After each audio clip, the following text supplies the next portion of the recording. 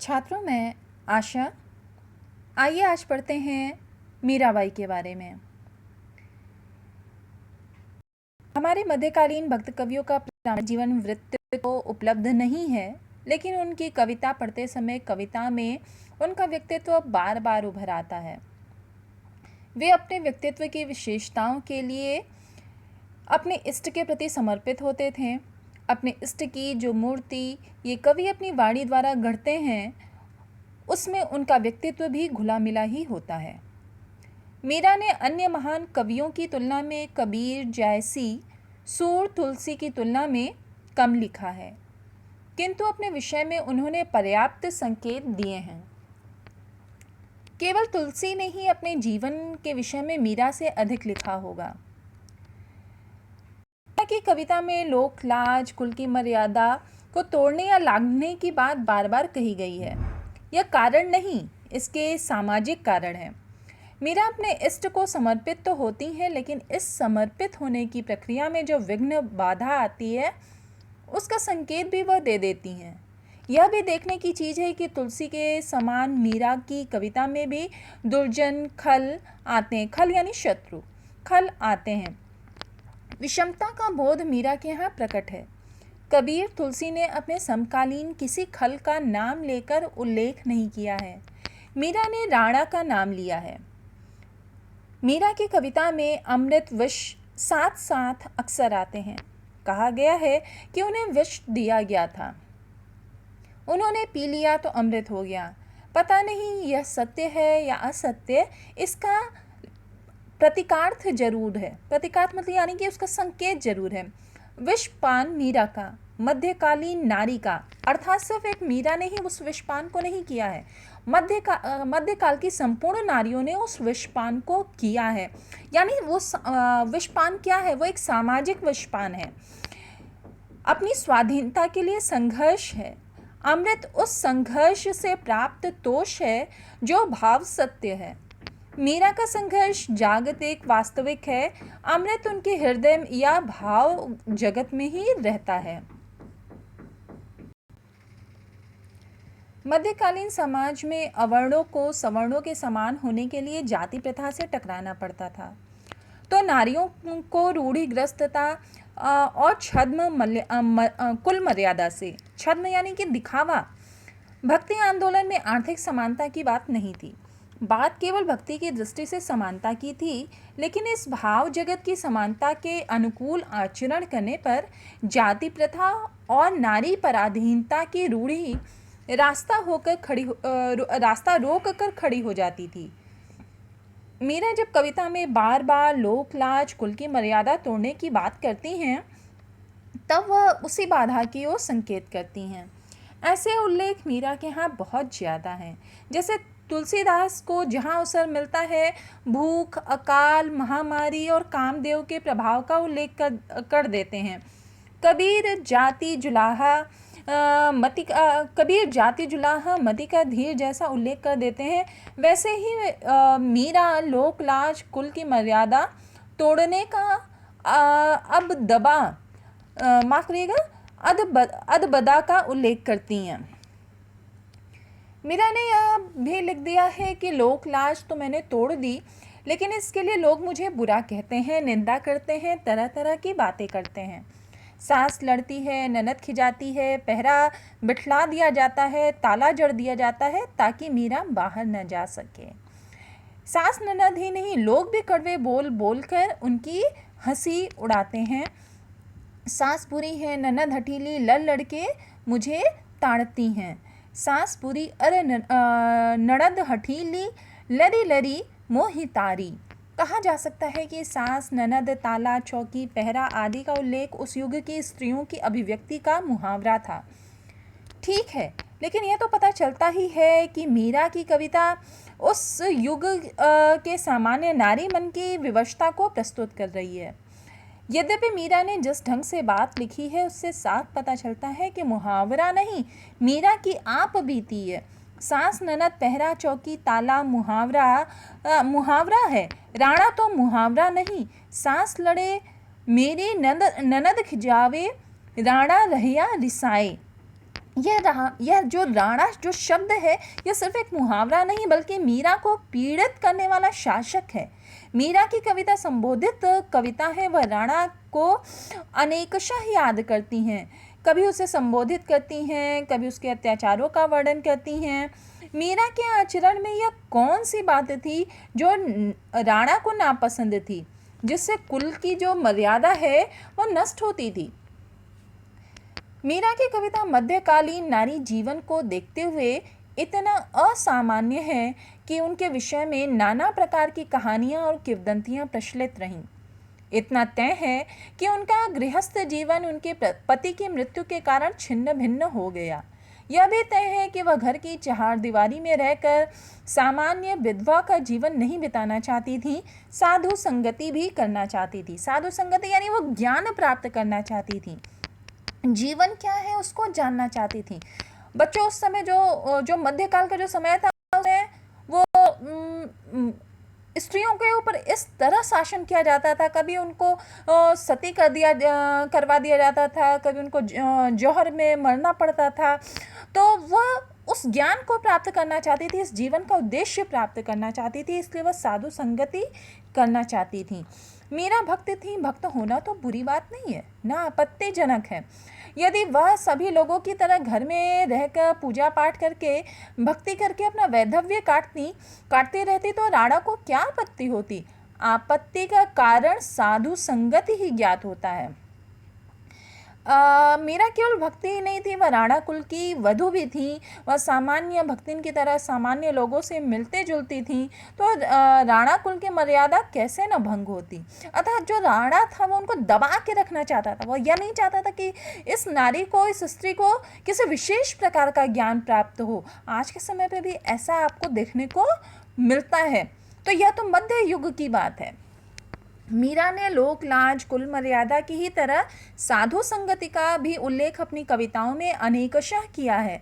वह राणा कुल को श्रृंखला का प्रतीक मानती हैं और इस कुल से बाहर निकलकर दो काम करना चाहती हैं।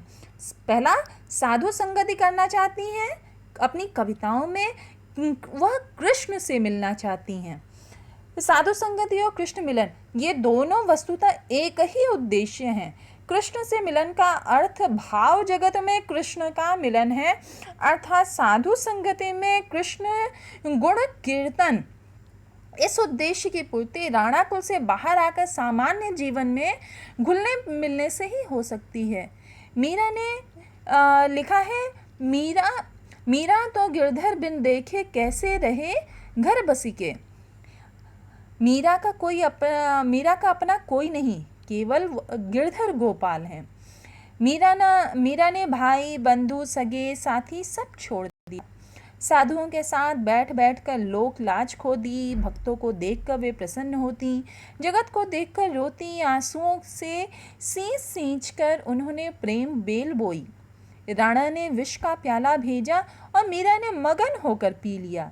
मीरा को लगन लग गई थी कि अब जो होना है वो होकर रहेगा। मतलब समझ में आ रहा है, आपके सामने कितनी भी संकट आ जाए, कितनी भी समस्याएं आ जाएं, परंतु यदि आपका लक्ष्य है तो वो रास्ते में आने वाली बाधाएं, रास्ते में आने वाली जो तमाम मुश्किलें हैं, उनको पार करके व्यक्ति अपने उस मंजिल की तरफ पहुंचता चला जाता है और उसमें उसको आनंद ही आनंद आता है, जैसा कि आपके पुस्तक में दिए गए पद में दिया हुआ है। इस प्रकार से मीरा ने अपनी बाह्यतर स्त्रियों का सम्यक परिचय दिया है। वे इस जगत में अकेली हैं, कोई उनका नहीं है।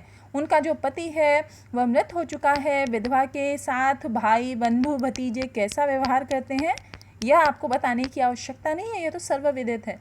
सभी को मीरा ने बाद में छोड़ा होगा। सभी ने मीरा को छोड़ना, उपेक्षित करना यानी दुत्कारना, तिरस्कार करना पहले से शुरू कर दिया होगा। इस जगत को देखकर वे रोते हैं। इस दुखी और असंगत जगत में सार्थकता साधु संग में ही संभव थी, जिससे कि रिक्त हृदय में हरि को बसाया जा सके। उनके पति के बाद जाने के बाद उनका हृदय बिल्कुल से खाली हो चुका था। वो उसमें किसी को स्थान देना चाहती थी, परंतु इस संसारिक किसी व्यक्ति को वह स्थान नहीं देना चाहती थी। वह अपने हरि को, अपने लक्ष्य को, अपने इस जीवन से मोक्ष पाना चाहती थी। वह अपने हरि को उसमें बैठाना चाहती थी, यानी कि अपने कृष्ण को। जीवित रहते तो हृदय खाली रह नहीं सकता, यानी कि कोई ना कोई उसमें तो बैठता ही, परंतु उसमें उनको किसको बैठाना था? कृष्ण को। कोई ना कोई उसमें रहेगा। मीरा ने उसमें हरि को बसाया। साधु संग इसका कारण और इसके लिए आवश्यक था। हरि के प्रति समर्पित हृदय ने बहुत वेदना सहकर और उसे सहने की प्रक्रिया में ही प्रेम को पल्लवित किया। राणा इससे नाराज हुए, उन्होंने मीरा को दंड दिया, दुखी किया, लेकिन मीरा पथ की बाधाओं संकटों को प्रसन्नतापूर्वक सहने के लिए तैयार किया। इस जीवन की सार्थकता को उन्होंने पहचान लिया है। वह प्रेम में है, उनकी साधु संगति है, राणा का महल नहीं। अर्थात आप समझ रहे होंगे ना कि कोई कितना भी आलीशान महल हो, लेकिन जब व्यक्ति को एक ज्ञान की भूख लग जाती है, उसको ज्ञान चाहिए होता है, उसको उसके सामने उसका लक्ष्य दिख रहा होता है, तो उसको कितने भी सोने चांदी से के ऊपर बैठा दो उसको अच्छा नहीं लगता। उसको बस उस ज्ञान की चाह रहती है। तो इस प्रकार से कुमुद गई तो उन्होंने साधु संगति को ग्रहण किया। मीरा को साधु लोग अच्छे लगते थे। क्यों अच्छे लगते थे? क्योंकि वो उनको ज्ञान प्राप्त करने में मदद करते थे। लेकिन दिक्कत यह थी कि जिस जगत को देखकर मीरा को रोना आता था, उसमें दुर्जन भी कम नहीं थे। शायद सज्जनों में कहीं ज़्यादा संख्या में थे। जो दुष्ट और बुरे लोग होते ज़्यादा होते हैं ना, तो उन्हीं की बात है। मीरा ने साधुओं को ही नहीं, उन दुर्जनों को भी याद किया। वो क्या कहती कि मैं सत्संग में ज्ञान सुनती हूँ और दुर्जनों ने यह देखा। देखकर क्या प्रतिक्रिया व्यक्त की, इसे कहने की जरूरत मीरा ने नहीं समझी। कैसे प्रतिक्रिया उन्होंने व्यक्त की होगी, इसका अनुमान करना मध्यवर्गीय भारतीयों के लिए, विशेषतः हिंदी क्षेत्र के मध्यम वर्गीय भारतीयों के लिए दुष्कर नहीं है। लिखने वाले महान करुणावान कवि भवभूति ने इसी देश के लोगों के विषय में यह पंक्ति लिखी है। वह पंक्ति क्या है? यथा स्त्रीणाम तथा वाचाम साधुत्वे दुर्लनो जनः। दुर्जनों ने जो कुछ किया, कहीं उनका निवारण मीरा ने गिरधर नागर की छाया शरण में जाकर किया। उद्वेलित लगता है, यह काफ़ी थी। इसलिए कटुता गिरधर नागर भी पूरी तरह समाप्त नहीं कर पाए। अर्थात जब अंदर ही अंदर जब किसी के लिए बुरी बात आ जाती है, किसी के प्रति विष भर जाता है, तो आप उसको स्वयं प्रभु भी उस चीज़ को ख़त्म नहीं कर पाए, क्योंकि उसकी दुष्टता जो है वो जाए नहीं जाती, क्योंकि उसने तो तिल तिल कर मारा होता है ना। तो उनके मुंह से ही निकल गया कि दुर्जन जाकर अंगीठी में जल जाएं।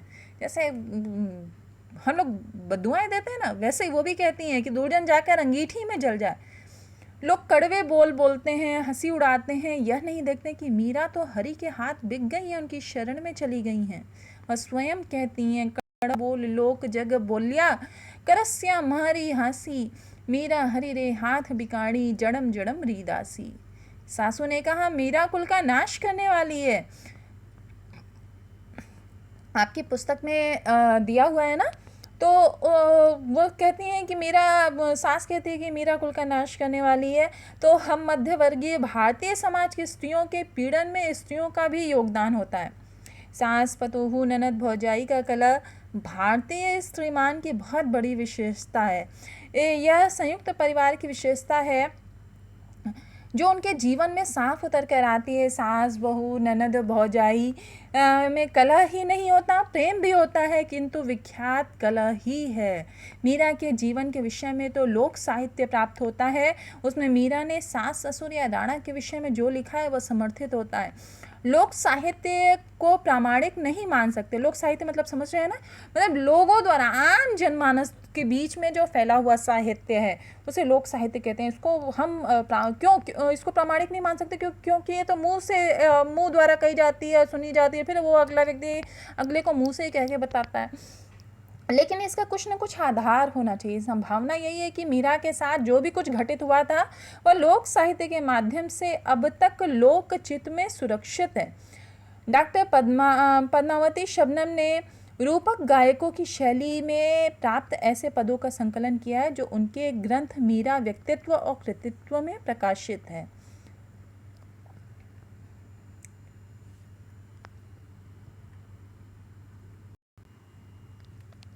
स्पष्ट है कि विषपान से मीरा की मृत्यु हो गई होगी, तो उस घटना का उल्लेख न कर पाती। संभव है कि वे यह प्रयत्न कई बार हुआ हो, एक दो बार बच जाने के बाद अंततः मीरा की मृत्यु विषपान से हो गई हो। मीरा की मृत्यु के विषय में जो अनिश्चय है उसे देखते हुए यह संभव नहीं जान पड़ता। जो हो, इस विषय में केवल अनुमान लगाया जा सकता है। यह सच है कि मीरा को राणा ने बहुत प्रकार से पीड़ित किया था। विषपान मीरा के संघर्ष का प्रतीक बन गया है और अमृत भी। मीरा को भारी लोक निंदा सहनी पड़ी। संरक्षणशील असहिष्णु भारतीय समाज के तत्वों ने क्या क्या कहा होगा, हम उसकी कल्पना कर सकते हैं।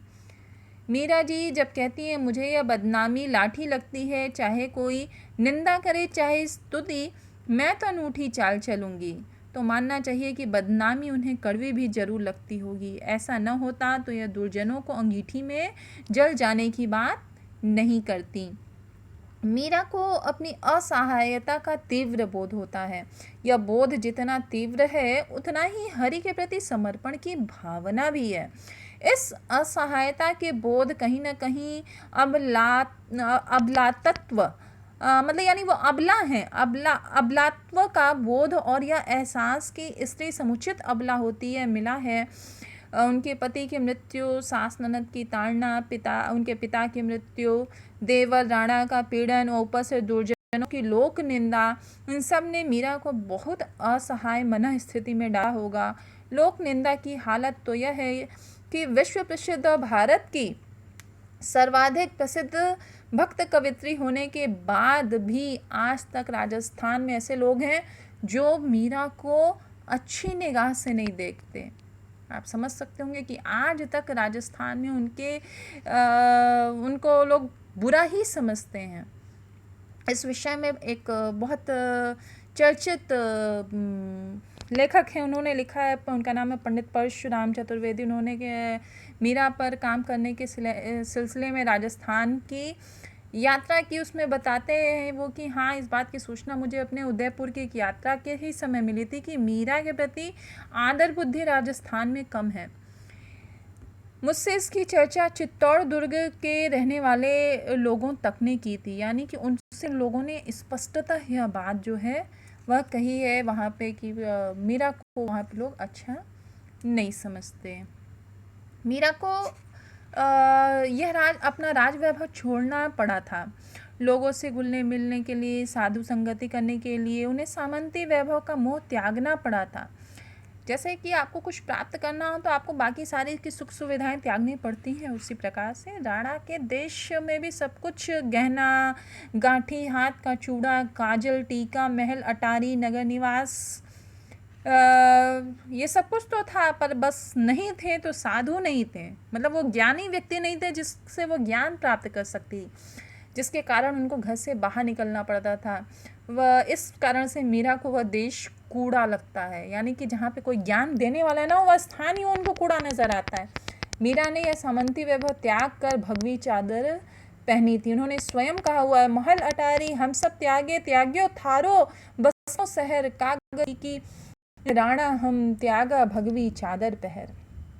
अर्थात लोक लाज कुल की मर्यादा त्यागने पर यह त्यागना अनिवार्य था। जाति पाति व्यवस्था को तोड़ने पर आर्थिक दंड पाना अनिवार्य था। जब इंसान जात पात को तोड़ता है तो आर्थिक दंड, यानी कि उसका वैभव, उसका रहन सहन, उसका महल अटारी सब छिन जाता है ना। कुल वर्ण जाति पाति की व्यवस्था की आधार उस समय अर्थव्यवस्था ही थी।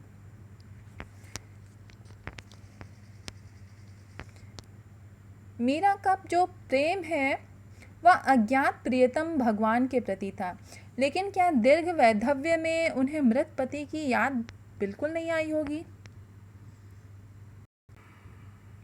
तो आज के लिए बच्चों इतना ही। कल हम आपकी पाठ्य पुस्तक में दिए हुए पद का अर्थ पढ़ेंगे। तब तक आप मीराबाई के बारे में और ज़्यादा जानने और समझने का प्रयास करें। इनके बारे में इनका जीवन परिचय पढ़ें, उसे याद करें।